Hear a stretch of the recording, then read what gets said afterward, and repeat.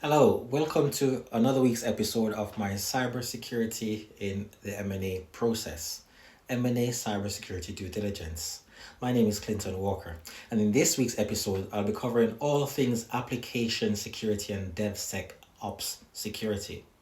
I've spent over a decade supporting developers, project teams, architects, seeing security and building security in the whole system development lifecycle.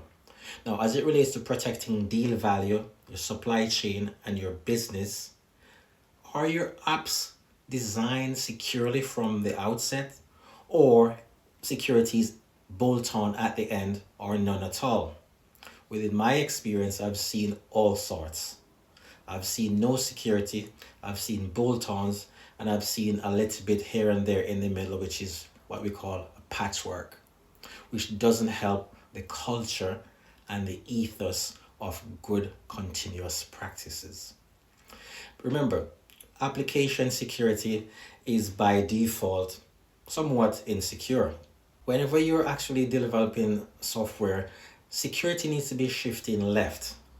However, let's step back a bit here to really bring it home in terms of why security in the systems development lifecycle, in the SDLC, is important. Not so long ago, a company by the name of SolarWinds were compromised, and this company is a global software company that was pretty much integrated in a lot of huge global enterprise. They were compromised by a security or a software update. The breach occurred where it exploits a software update that should have been tested, reviewed, signed off, but what the attackers did was to actually embed their malicious code within the software update that was also pushed out to all the customers. We all heard about that, or some of us heard about it in the news and the impact it caused across the world. So that's a case in point in terms of where a lack of good security practices and triple checking the security controls in software and application development is very important.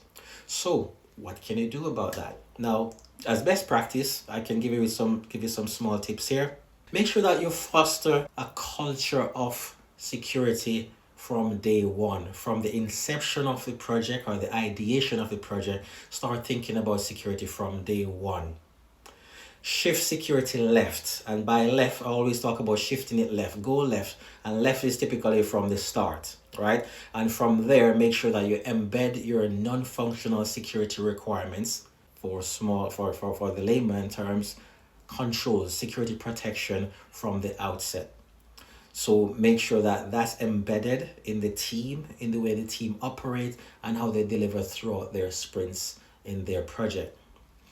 Always validate these security controls and requirements at every step of the sprint, or however you work in different Kanban or sprint or waterfall model.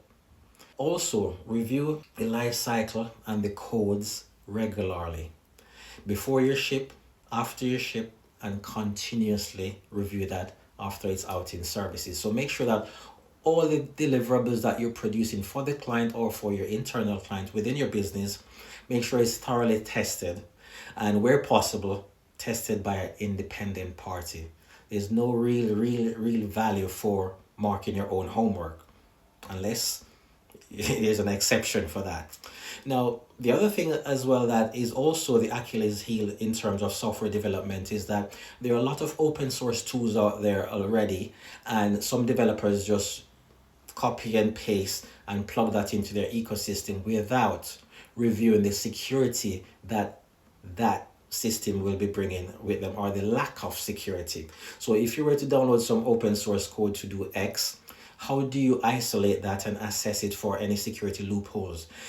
When you implement that in your network or in your ecosystem, is there any codes that are going back out to talk to what we call the mothership or the owner of that open source? All open sources, APIs, and any plugins, they come with their inherent risk, and that's the open door, what we call an attack vector into your business. So make sure that all open source software or any plugins are thoroughly assessed before you integrate that into your pipeline.